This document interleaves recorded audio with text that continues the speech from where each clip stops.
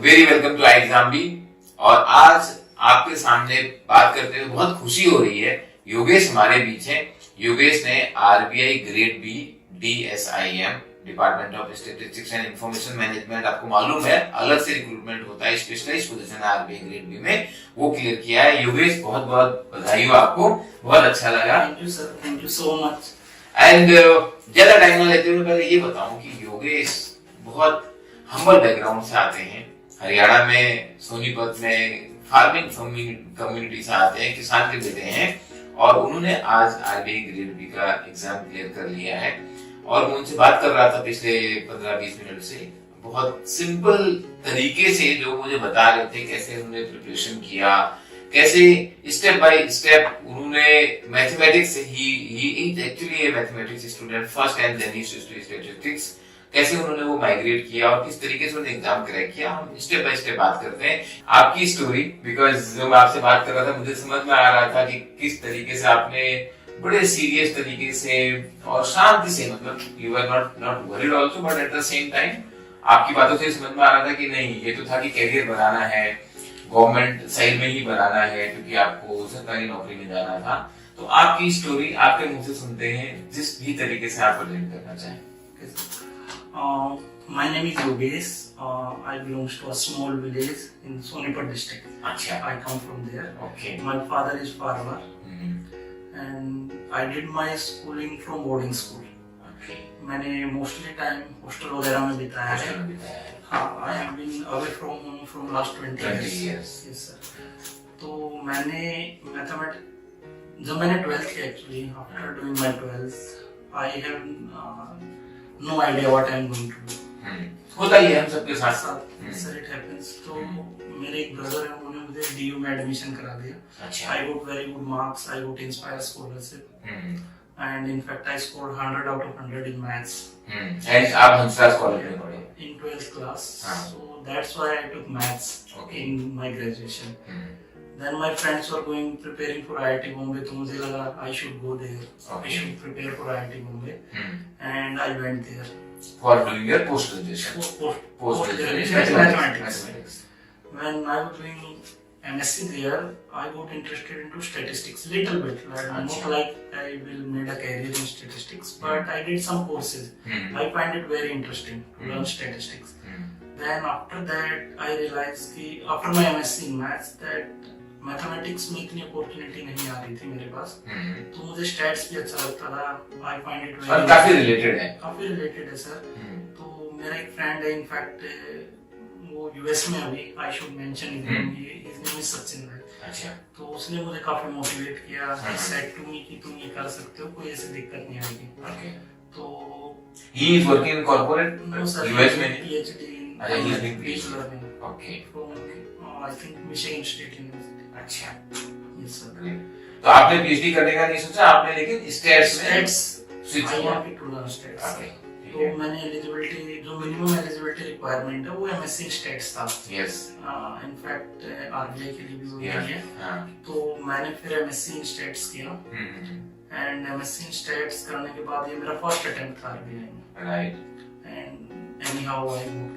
नहीं एनीहाउ क्या आप उसे तैयारी से हो रहे हो, क्योंकि आपका अभी मैं इन्फॉर्म करता हूँ यहाँ पे कि जो इंडियन स्टैटिस्टिकल सर्विसेज होती हैं, काफी रेप्यूटेड जॉब है, उसमें भी आपका सिलेक्शन हुआ है और अभी रिजल्ट अवेटेड है। इंटरव्यू हो गया? इंटरव्यू पेंडिंग है अभी, तो रिटर्न आपका हो गया। हाँ, तो आप जो होता है, तैयारी करते हैं तो एक के बाद एक एग्जाम निकलता है। काफी रेलेवेंट है दिखता है क्योंकि इसमें भी स्टैट्स का ही तैयारी आती है। तो अभी हम बात करते हैं कि क्योंकि आप पहले मैथ्स से हो, तो आपका ग्रेजुएशन पहले हुआ, फिर आपने पीजी भी किया, स्टैट्स आपने पीजी में जब दोबारा पीजी किया तो आपने स्टैट्स पढ़ा। तो इस एग्जाम की तैयारी कैसे की, what are the relevant material, और उससे पहले अगर आप ये बताओ ना, व्हाट वाज द मोटिवेशन कि आरबीआई में जाना है, या मोटिवेशन और कुछ था, आरबीआई साथ में आ गया, कैसे हुआ ये सर? सर मेरे चाइल्डहुड से मैं डिफेंस सर्विसेज में जाना चाहता था। डिफेंस सर्विस पहला मोटिवेशन था। ओके। मैंने आई थिंक 6 या 7 बार एसएसबी भी ट्राई किया है। ओके। बट मेरा हुआ नहीं। तो फिर मैंने जो एजुकेशन ली, थोड़ी जो इंटरेस्ट अपॉर्चुनिटीज थी वो इंक्लाइन इन्हीं अपॉर्चुनिटीज की तरफ होती है। एजुकेशन जो इंक्लाइन है कि मैं आरबीआई में अपीयर हो सकता था, मैं आईएसएस में अपीयर हो सकता था। तो फिर मैंने प्रिपरेशन आईएसएस की स्टार्ट की थी, इंडियन स्टैटिकल सर्विसेज की। मेरा फोकस वही था और सिलेबस दोनों का काफी सिमिलर था। मेरे फ्रेंड ने मुझे सजेस्ट किया कि आरबीआई का भी कोई एग्जाम होता है और उस टाइम में हमारे बैच से कुछ लोगों के हो रहे थे, सिलेक्शन हुए थे। तो मेरे एक म्यूचुअल फ्रेंड ने मुझे बताया, तो मैं लास्ट ईयर अपीयर होना चाहता था, बट उसी टेक्निकल प्रॉब्लम से आपका रिजल्ट लेट आया था, तब तक 4 दिन ही लेट आया, 4 दिन एप्लीकेशन क्लोज, कोई दिक्कत नहीं, फर्स्ट टाइम में निकाल दिया आपने। तो after that I was preparing for ISS. तो सडनली मुझे जब पता लगा कि आरबीआई का भी एग्जाम होता है, तो सिलेबस देखा मैंने। इनफैक्ट मैंने आरबीआई के लिए कुछ ऐसे स्पेशली प्रिपेयर नहीं किया। तो आईएसएस की प्रिपरेशन थी, सेम प्रिपरेशन है, का सिलेबस सेम होता है। हाँ। तो मेरा प्री काफी अच्छा गया। ओके। तो मुझे मेंस के लिए थोड़ा मोटिवेशन आया। करेक्ट। मेंस में जैसे मुझे कुछ टॉपिक नहीं आते, जैसे मल्टीवेरिएट एनालिसिस, मैंने स्टैटिकल सर्विसेज के लिए नहीं किया था, बट मैंने एक आईआईटी कानपुर के प्रोफेसर के लेक्चर अवेलेबल है यूट्यूब पर। Okay. They are free of cost. अच्छा, वो देखे। हाँ, मैंने वो लेक्चर देखे। इनफैक्ट वो सारे नहीं, मैंने वहां से 23 से लेकर उसके लास्ट तक लेक्चर देखा। I think data reduction techniques होंगे, क्योंकि वहां से 2 क्वेश्चन आते हैं। 2 क्वेश्चन ऑलवेज, मतलब मल्टीवेरिएट एनालिसिस में 2 क्वेश्चन आते हैं, 3 क्वेश्चन आते हैं, यू कैन अटेम्प्ट 2। तो वहां पर ना 6 टॉपिक्स हैं जो सिलेबस में लिखे हुए हैं डीएसआईएम के। तो वो जो 6 टॉपिक हैं, आपने बोला 18 क्वेश्चन आते हैं, तो हर टॉपिक में 3 क्वेश्चन आते हैं, हर सेक्शन से 3 टॉपिक आते हैं, 3 क्वेश्चन आते हैं। ठीक है, तो आप मैक्सिमम 2 कर सकते हैं एक सेक्शन से। ओके। और टोटल करने होते हैं आपको 5 ओनली। तो you have lot of option there पे, मतलब 6 ऑप्शन। हां, ओके। तो प्री में कैसा होता है सर? प्री में 20 questions, objective questions, they come from 4 topic only। अच्छा। probability theory, inference, third one is the stochastic process, अच्छा, and multivariate analysis only। अच्छा, only from these 4 topics pre exam का। तो प्री का जो difficulty, and pre fully objective है ना? Fully objective है। तो प्री का जो डिफिकल्टी लेवल है, if I compare with the mains exam, मतलब आप कैसे कितना रेट करेंगे? They are very different। Very different। If you want to crack objective exam, you have to think like that। Okay। You don't need complete solution, you need some basic ideas। Sometimes you can solve a question without knowing what is the question। Correct। Like I got a question in my exam about binomial distribution। They takes value from 0, 1, 2, 3, and if I sum them, then again they take value from 0। The first value will be 0। If every variable is taking 0 value, then the first value will be 0। And there was that summation was in denominator। अच्छा। If I thought about basic mathematics, 0 cannot be in denominator। Okay, it will always create a problem। Right। So if I look at 4 options, 3 were getting 0 in the okay, denominator। then you know you can reject those options। You don't need the idea that what is the question। Right। You just need some basic thoughts। Right। So these type of elimination techniques really help in objective phase 1 exam। Phase 1 exam prepare in a different way। But for phase 2, like you have a lot of so let us go a little deep। So what was your strategy, maybe your books, तो आपने जैसे video भी देखे, so all this you did for phase 1 also? No, phase 1। अच्छा, तो पहले phase 1 बात है, because जब phase 1 निकलेगा तब phase 2 में पहुंचेंगे आपने। तो phase 1 के लिए क्या? phase 1 के लिए according to me there is a book by Gupta Kapoor, basic book in statistics। Okay। Everybody read it if they are appearing in competitive exam। Read it for probability theory, for inference। Okay। For inference there are 2-3 other books that a person need to read very carefully। Not the whole books, only some selected topics which are relevant to exam। I will never say read the whole book, whole chapter।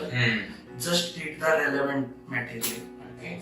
You don't need to spend whole day on a topic, and in fact you might not get a question from that topic। So that is not a good strategy for objective exam। You look at the previous year papers, maybe RBI phase 1 is not available actually। So they can look at ISS papers। They are objective। So similar kind of questions comes। In fact repeat हो जाते हैं कभी-कभी, questions get repeated from there।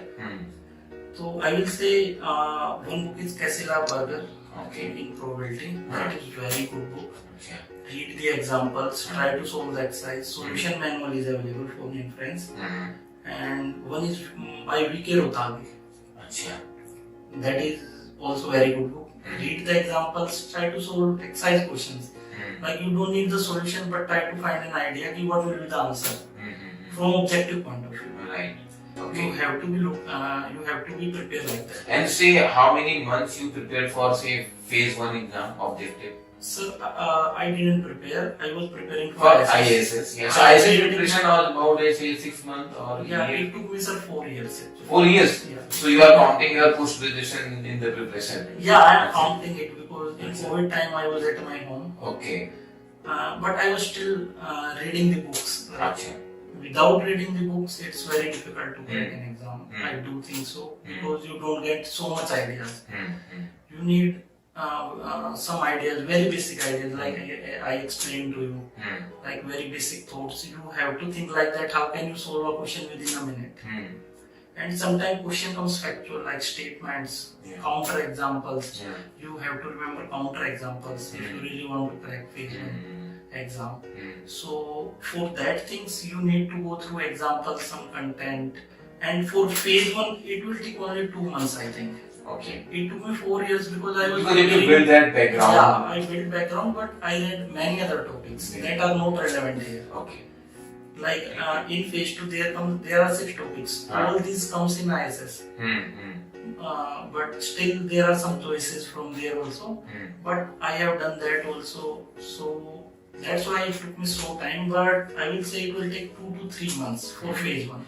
Okay. If someone is honestly trying, because if someone is trying, he must have background in statistics.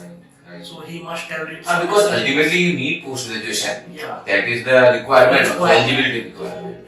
With that, anybody will be able to solve 12 to 13 questions. Okay. But you need to. And there are 20 questions. 20 questions, yeah. But you need to be, different from others. You cannot be in the herd. You have to put a separate benchmark for yourself. In the phase 1 you are saying? Yeah, you must. I think I attempted 17 questions. 17. Okay. I'm sure I will get 15 or 16 right. So I will say go for 20. I think go for 20. Like they are not so difficult questions. Right. Go for 20. Try to get more than 70 marks in phase 1. Okay. ठीक है, तो this is phase 1. My strategy was like 70, 70, 70. 17 phase 1, 17 phase 2, and 17 English. Right. And here one important aspect, if many people may not be knowing, the marks of phase 1 are also counted in the final selection. Yeah. All phase 1, phase 2 and interview are counted in final selection. In phase 1 we get I think 2 hours for 20 questions. Oh, 2 hours. Yeah. So and you can attempt 10 questions within 20 minutes. Yes. They came so simple. Right. So then there are some numericals you have to solve. You can solve them. In fact, you can solve numericals by looking at options sometimes. Right. You give one example. Yeah, but you have to be careful what you are doing. Like a question I get about a distribution, they were asking which one of them is PDF.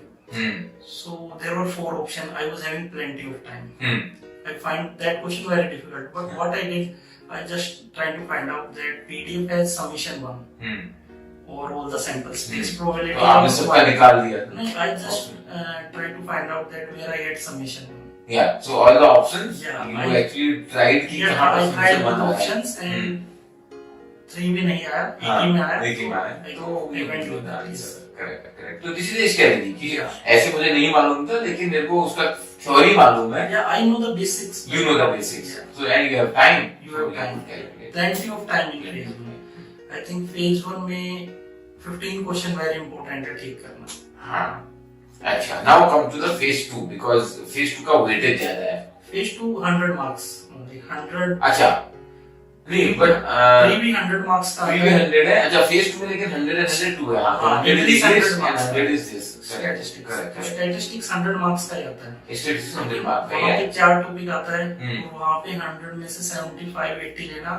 Topic तो वही 6 है ना. अच्छा first में 4 है. phase 1 में 4 है, second में 6 है. Second में sir I think 6 topics. 6 sections are there. 6 sections. But they contains I think 12, 13 topics. Okay. Every section contains 2, 3 topics. Right. Yes. So how you can choose? So now in phase 2 you have 18 questions. They give you 18 questions and you have to attempt 5. 5. So you can attempt any 5 from anywhere or how? Sir, you can select you can attempt maximum 2 questions from one section. अच्छा, ठीक है. You cannot attempt all 3 from one section. One section, So ठीक है. it means at least you have to touch 3 Three sections. sections. Okay. 3 sections you have to touch. Okay.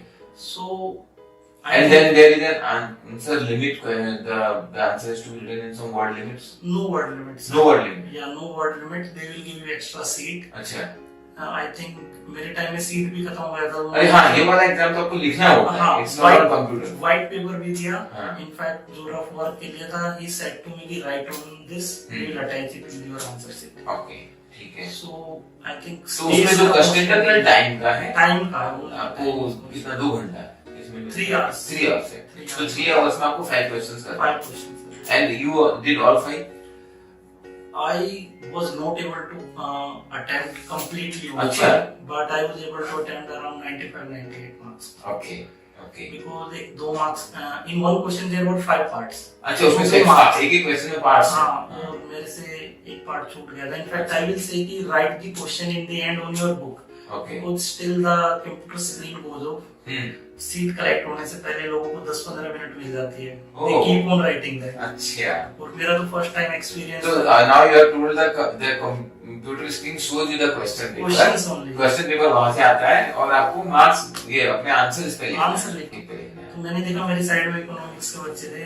They were still writing their answers and I was sitting there for 10 minutes. अच्छा. तो ऐसा भी होता है but आपका उसमें 2 marks का छूट गया, 2 मार्क्स का. नहीं, बट स्टिल आपके पास एक ऑप्शन है. मतलब लोगों का जो फर्स्ट टाइम एक्सपीरियंस होता है तो उन्हें पता नहीं होता है. Yes yes. बट अगर कोई किसी का कोई छोटा मोटा क्वेश्चन छोटा मोटा रहता है तो he can complete that. So what was the strategy for now phase 2 का जो था, आपने जो क्वेश्चन बुक्स के नाम भी बता दिए. So same book for phase 2 या उसके लिए कुछ आपने अलग से तैयारी करी? I will tell you. Sampling theory बहुत इंपॉर्टेंट होता है. आई थिंक वो इजी भी होता है बट कभी कभी वो बहुत डिफिकल्ट भी हो जाता है.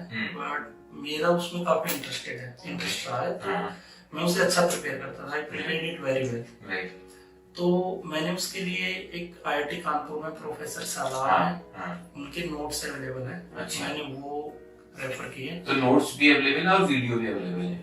वीडियो उनकी नहीं है, वो मल्टीवेरिएट की है. वो एक अलग प्रोफेसर वो अलग है. तो मैंने उनके नोट्स रेफर किए और मैंने 2-3 बुक, एक एस संपत करके बुक है और इनफैक्ट उनकी 1-2 असाइनमेंट है. वो जनरली उनकी वेब पेज पे नहीं है बट आप गूगल करते हैं तो कभी कभी आ जाते हैं. तो उसमें कुछ सोल्ड एग्जांपल्स हैं, वो काफी रिपीट होते हैं एग्जाम में. तो मैंने वहां से एग्जांपल्स वगैरह किए. मैंने कंटेंट नहीं पढ़ा है बुक से. मैंने बस एग्जांपल, डिफरेंट क्वेश्चंस, ताकि मुझे आइडिया लगे डेफिनेशन से कैसे क्वेश्चन स्टार्ट करना है, how can it I and it. Okay. तो क्योंकि आइडिया काफी मैटर करते हैं. जब आपको एक नया क्वेश्चन मिलता है तो you should be able to think different. And moreover जब आपको डिस्क्रिप्टिव में लिखना है तो वहां पर ये आइडियाज बहुत काम आते हैं. हाँ, बेसिकली आई विल से कि first step is definition. If you know the definition you can crack any question. अगर आपको डेफिनेशन नहीं आता है तो you can not continue a question. So definitions are very important. और definition you have to learn, you have to understand. और उसके बाद ही क्वेश्चन आगे जाएगा. अगर आप डेफिनेशन को और बेसिक कॉन्सेप्ट अच्छा नहीं करेंगे तो आई थिंक फेज 2 बहुत डिफिकल्ट हो जाता है.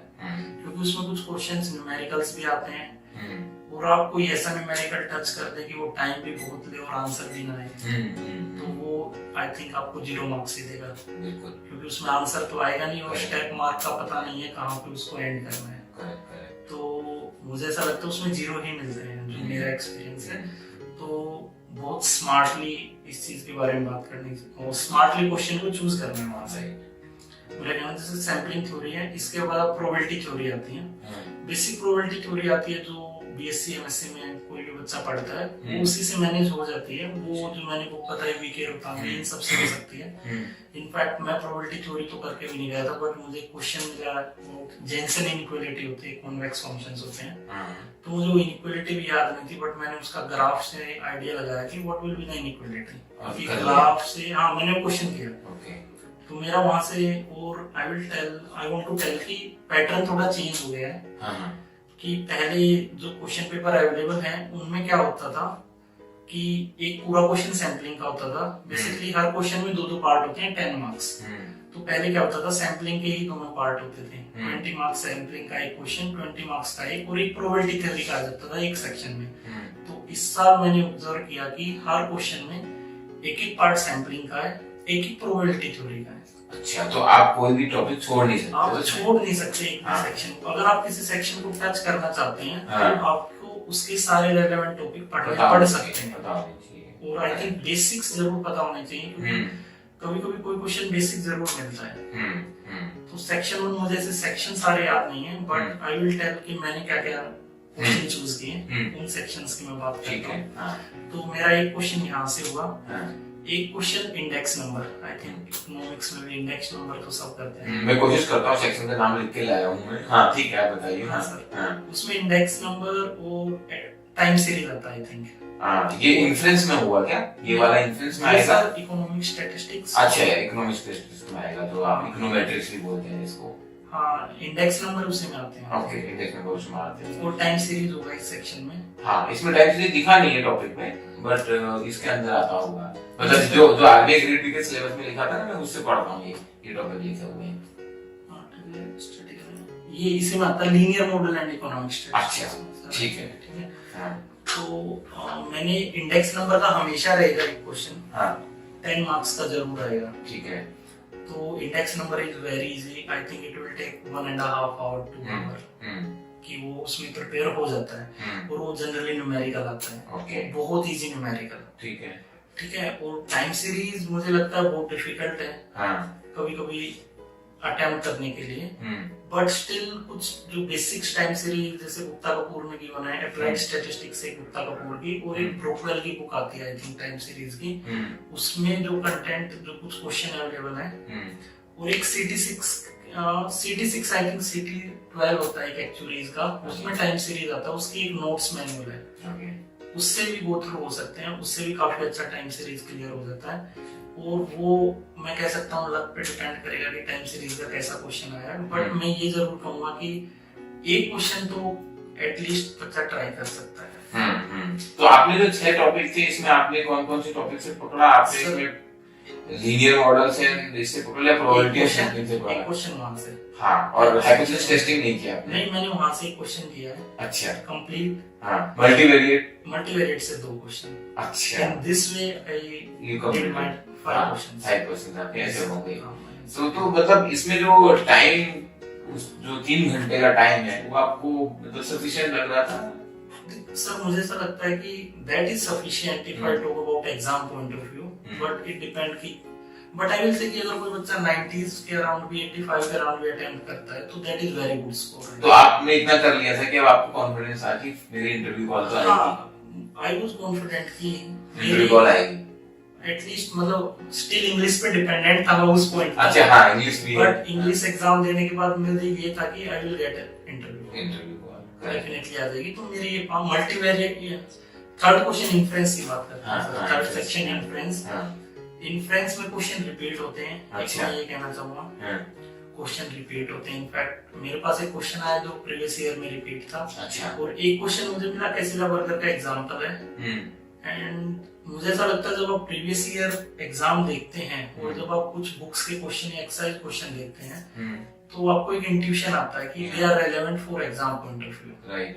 तो वो जो क्वेश्चंस होते हैं उस टाइप से जो आपको लगे, एटलीस्ट उनको आप सोल्व करके चाहिए घर से, क्योंकि एग्जाम में इतना टाइम नहीं होता कि नए क्वेश्चन पे आप 1 घंटा लगा लें और आप सोच सकें।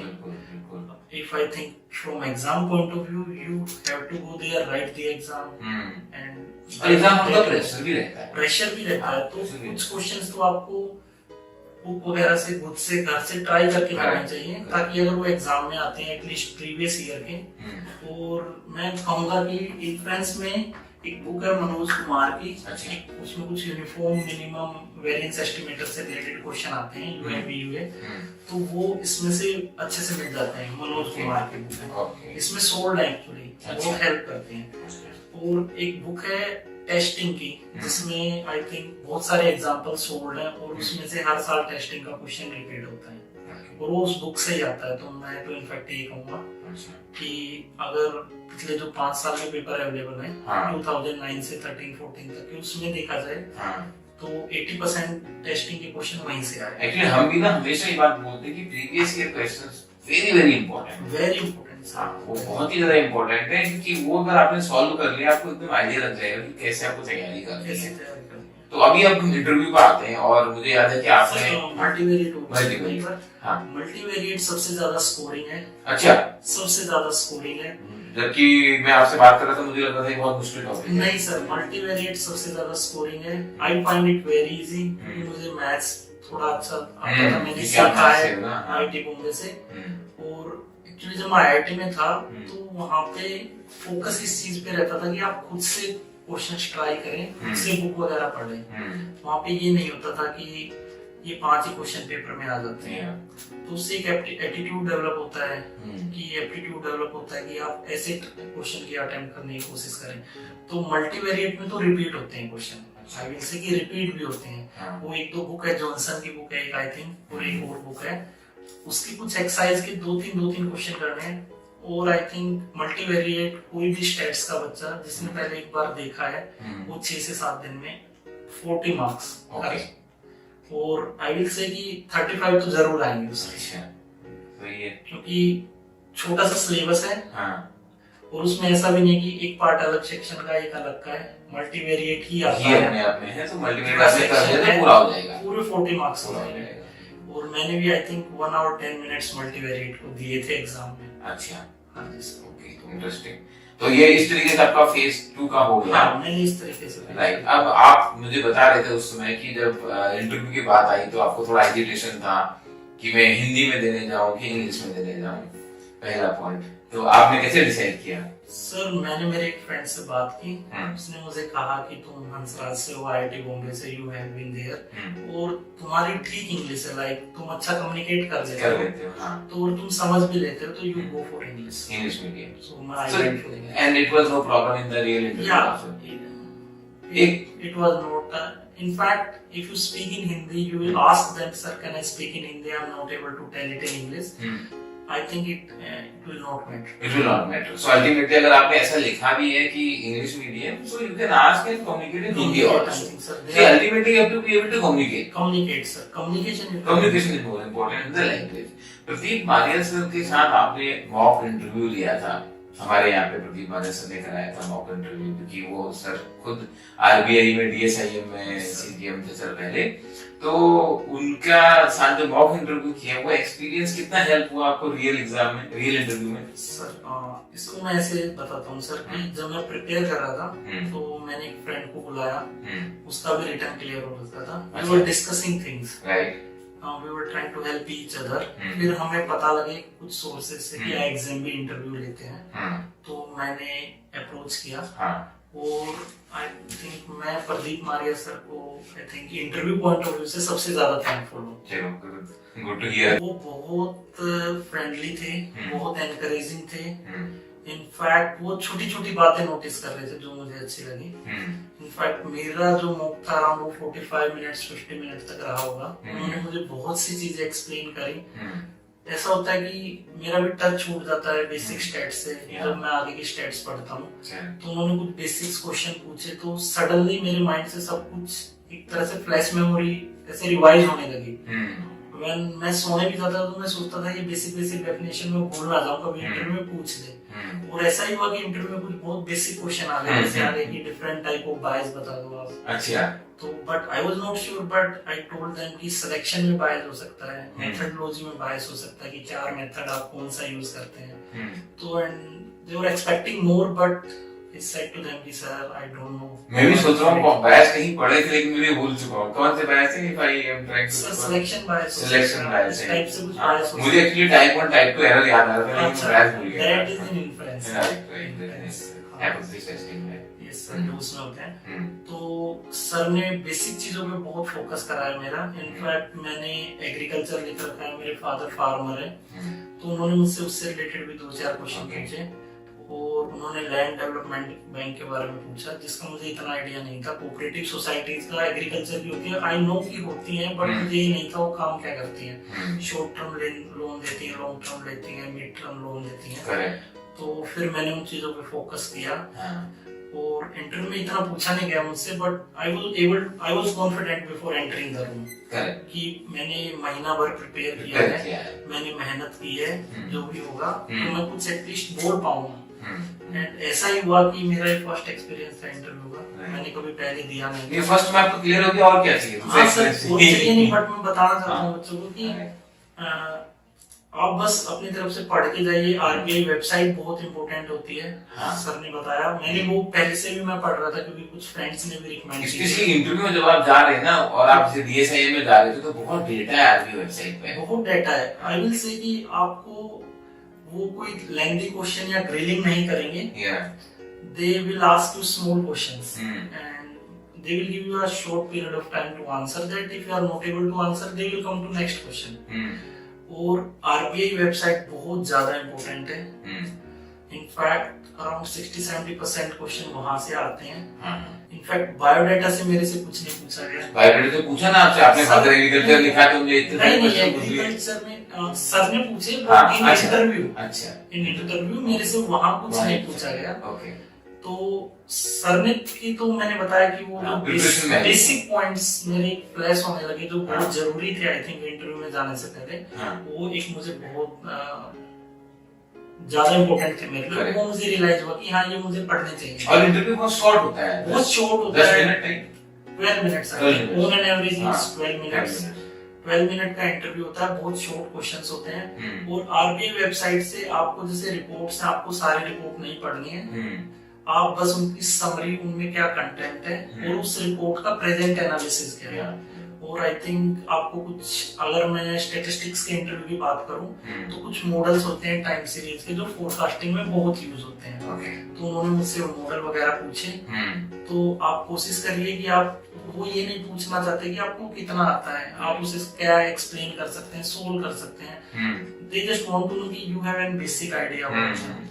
मुझे ऐसा लगता है। तो आप मॉडल्स को बेसिक जो डेफिनेशन होती है उनको प्रिपेयर करिए, that will be sufficient I think. और इंटरव्यू मुझे जो सराउंडिंग्स में मेरे फ्रेंड्स ने दिए, जो मेरे टच में थे, हम सब लोगों का अगर मैं कॉमन इंटरसेक्शन देखूं तो वो आता है कि आरबीआई वेबसाइट बहुत इंपॉर्टेंट है। क्वेश्चन बहुत छोटे होते हैं और रिसेंट इनिशिएटिव्स जो न्यूज में होते हैं, जैसे एक दक्ष प्लेटफॉर्म आरबीआई ने लॉन्च किया है रिसेंटली, तो वो काफी लोगों से पूछा गया, मुझसे इन्फ्लेशन के बारे में पूछ लिया।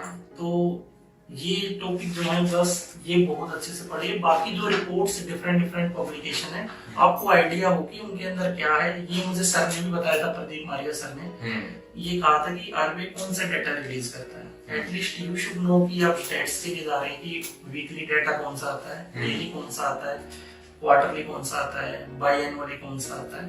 तो आपको थोड़ा आइडिया हो डेटा किस टाइप का है, डेटा क्वालिटेटिव है, क्वांटिटेटिव है। कुछ सर्वे होते हैं, वो बहुत इंपॉर्टेंट है। सर ने भी मुझसे प्रदीप मारिया सर ने सर्वे के बारे में पूछा था। इनफैक्ट उन्होंने मुझसे सैंपलिंग के बारे में पूछा कि सर्वे में सैंपलिंग थ्योरी यूज होती है। तो सर्वे के बारे में मुझसे वहां पे पूछा गया कि एक ओकस सर्वे होता है। वो ओकस सर्वे आता है, वेबसाइट में लिखा हुआ है, इन्वेंटरीज वगैरह के बारे में इंडस्ट्रीज की। तो आरबीआई वेबसाइट पे भी आता है, क्योंकि कई बार ये question RBI grade two journal वाले एग्जाम में भी आ जाता है, क्योंकि सर न्यूज में रहता है। रिसेंट जो न्यूज आती है आरबीआई की, जो डेली अपडेट्स होते हैं, उसमें आता है कि अभी ओकस की रिपोर्ट आई है, क्वार्टरली सर्वे है। तो जब हम वेबसाइट देखते हैं तो हमें एक आइडिया होना चाहिए कि रिसेंट में क्या क्या नया आया है। तो वो उन चीजों में आता है। और आई थिंक इतना सफिशिएंट रहेगा आरबीआई इंटरव्यू के लिए। कॉन्फिडेंट होके जाइए। और सबसे जरूरी, आप प्रिपेयर करते हैं तो आप जब रूम में एंटर करते हैं तो आपके अंदर एक वाइब्स रहती है कि आप कुछ आंसर कर सकते हैं। क्योंकि मेरा फर्स्ट टाइम था तो मुझे पहले यही कॉन्फिडेंस नहीं था कि मैं रूम में एंटर करूंगा, will I able to speak to them, और मैं क्या करूंगा क्या नहीं। तो वो एक डर सा था। प्रैक्टिस से वो चीज निकल जाती है। डिस्कशन आप अपने फ्रेंड, फादर, किसी के साथ भी डिस्कशन करिए, उन्हें समझाइए, एक्सप्लेन करिए, वो बहुत हेल्पफुल होता है। तो इसमें मेरा एक योगेश नाम है मेरे फ्रेंड का, एक्चुअली वो मेरे ब्रदर का जूनियर आईआईटी बॉम्बे से, मेरे ब्रदर का बैचमेट है, छोटे भाई का, आईआईटी बॉम्बे से है। तो उसका भी हुआ था, तो हम दोनों ने बहुत डिस्कशन साथ किया। तो वो बहुत हेल्पफुल था, बहुत ज्यादा हेल्पफुल। एक्चुअली जो हम बोलना है ना, वो बोलने की प्रैक्टिस करनी पड़ेगी। बिल्कुल सर, मैं गांव में रहता था, मेरे पास वाईफाई नहीं था, तो मैं दिल्ली आ गया। मेरे फ्रेंड्स हैं मोहित, आशीष, बहुत अच्छे फ्रेंड्स हैं स्कूल के। मेरे कॉलेज से प्रेजेंट रहे मोहित, तो बहुत हेल्प करते हैं, वो वर्किंग है, तो मैं उनके पास आ गया, एक रूम लिया उनसे, मैं यहाँ पर रह के मैंने महीना भर प्रिपरेशन किया। और प्रिपरेशन में मेरा बेसिक फोकस यही था कि मैं कुछ नॉलेज गेन करूं आरबीआई रिलेटेड, क्योंकि स्टैट्स हम मैनेज कर लेंगे, ठीक वो आंसर करते हैं, कुछ गलत भी हो सकता है but still manageable. But RBI website के लिए तो आपको जानना पड़ेगा उसे, और उसको थोड़ा एक महीना आपको देखना पड़ता है। This is very helpful Yogesh, जो आपने ट्रिक्स बताए काफी डिटेल में बताए। बस लास्ट क्वेश्चन पूछूंगा, लक का भी कहीं कोई रोल रहा है क्या? सर मुझे लगता है कि लक का रोल तो रहता है, क्योंकि जो मुझे मेंस में क्वेश्चन मिले दोनों पार्ट में अटेम्प्ट कर पा रहा था, वो शायद मुझे लक लगता है। अच्छा, क्योंकि ऐसा रेयर ही होता है कि 2 टॉपिक से पार्ट्स आ रहे हैं। जैसे मैं पहले सेक्शन की बात करूं, उसमें 3 क्वेश्चन थे, उसमें 2 क्वेश्चन ऐसे थे कि मुझे एक पार्ट आता है, एक नहीं आता है, बट एक ही क्वेश्चन ऐसा था जिसमें मुझे दोनों पार्ट आते थे। अच्छा, चलो मैं तो ये बोलूंगा कि ये शायद आपकी प्रिपरेशन रही होगी, क्योंकि वो बोलते ना लक फेवर्स द ब्रेव, तो अगर आपने प्रिपरेशन उतनी स्ट्रांग करी है तो आप ज्यादा लकी हो जाते हो। हाँ सर, क्वेश्चंस कहीं ना कहीं आएंगे जो आपने पढ़े हुए हैं। हाँ, मैं ये कहूंगा कि क्वेश्चंस बुक से ही आते हैं, स्टैट्स के बेसिकली एक लिमिटेड मटेरियल हो जाता है, गो थ्रू टू देम। और मेंस के लिए आपको कुछ क्वेश्चंस है, आप पहले से प्रिपेयर करिए मेंस प्रीस के साथ साथ, ऐसा नहीं है प्री पे फोकस करिए। मेंस के लिए भी कुछ क्वेश्चंस होंगे, उनको आप सेपरेट कर लीजिए कि हाँ ये रेलेवेंट है, ऐसे क्वेश्चन आते हैं। और जब आपका मेंस आता है तो आप उनको रिवाइज करके जाइए, हो सकता है आपको 50% क्वेश्चन वही मिल जाए। That is good. तो आप काफी हेल्पफुल रहा है, मतलब आपके साथ ये discussion, and I am very sure कि ये जो फ्यूचर एस्पिरेंट हैं, इतना डिटेल डिस्कशन मैंने भी शायद पहली बार किया डीएसआईएम के लिए, वैसे भी इंफॉर्मेशन कम है, तो this is going to be really really helpful. Thank you very much Yogesh, आपका समय देने के लिए बहुत बहुत धन्यवाद, बहुत अच्छा लगा मुझे, और मैं उम्मीद करता हूँ कि आपका बहुत सक्सेसफुल करियर होगा आरबीआई में, आप डीएसएम में ऊपर तक जाएंगे। और क्योंकि हम जानते हैं स्पेशलाइज्ड ऑफिसर का बहुत इंपॉर्टेंट रोल होता है वहाँ पे मॉनेटरी पॉलिसी में कंट्रीब्यूट करने में। बहुत सारे लोग आज आरबीआई में काम करना चाहते हैं, क्योंकि RBI is playing very very important role. So it's really glad that you are reaching there and you are going to contribute in the policy making of the country. Again best wishes.